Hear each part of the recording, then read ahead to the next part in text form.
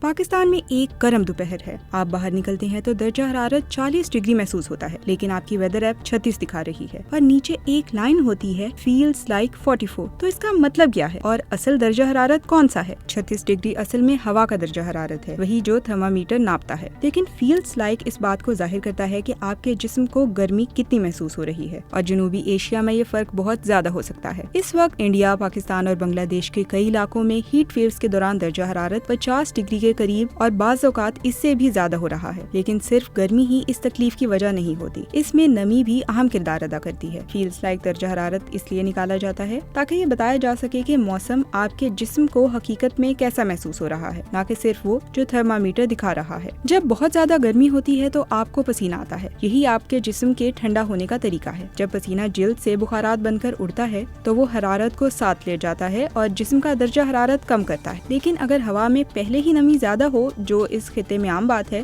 تو پسینہ آسانی سے خشک نہیں ہوتا, نتیجتاً جسم ٹھیک طرح ٹھنڈا نہیں ہو پاتا. اور یہی وہ وقت ہوتا ہے جب درجہ حرارت 36 ڈگری 44 یا اس سے بھی زیادہ محسوس ہونے لگتا ہے. سائنسدان گرمی اور نمی کے اس امتزاج کو ایک خاص نام دیتے ہیں, ویٹ بلب ٹیمپریچر. زیادہ شدت کی گرمی میں جسم کے لیے خود کو ٹھنڈا رکھنا تقریباً ممکن نہیں رہتا. اس لیے ہبز خاص طور پر ساحلی شہروں میں یا مونسون سے پہلے خشک گرمی کے مقابلے میں زیادہ شدید محسوس ہو سکتا ہے. اس میں گنجان آباد شہر, حرارت جذب کرنے والی کنکریٹ کی عمارتیں اور گرم راتیں بھی شامل ہو جائیں تو صورتحال مزید سنگین ہو جاتی ہے. اور آخری بات, فیلز لائک درجہ حرارت ایک عام فرد کے لیے سایہ اور ہلکی ہوا کی حالت میں نکالا جاتا ہے. اس لیے اصل حالات جیسے دھوپ میں کھڑے ہونا یا جسمانی سرگرمی میں یہ درجہ حرارت اس سے کہیں زیادہ محسوس ہو سکتا ہے, خاص طور پر جنوبی ایشیا میں.